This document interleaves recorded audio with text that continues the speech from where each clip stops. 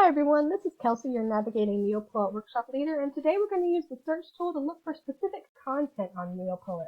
That's pieces of writing instead of community members.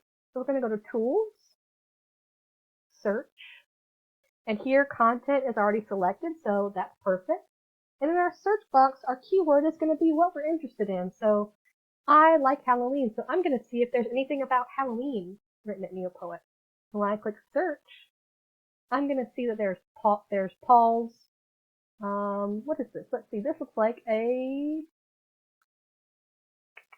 contest. Okay, so this was a contest. All right, interesting. There was a Halloween contest. Here's something. Let's see, an ode to Halloween. Okay, a poem.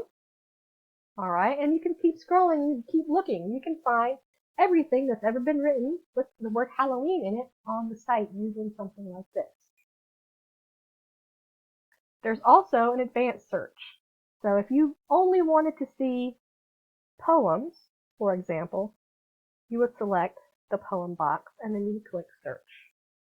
And this narrows my search down to only Halloween poems that people have posted, but you can see there's pages and pages of results. So there's lots of Halloween poetry for me to read. Beautiful. And that's all there is to it. Thanks.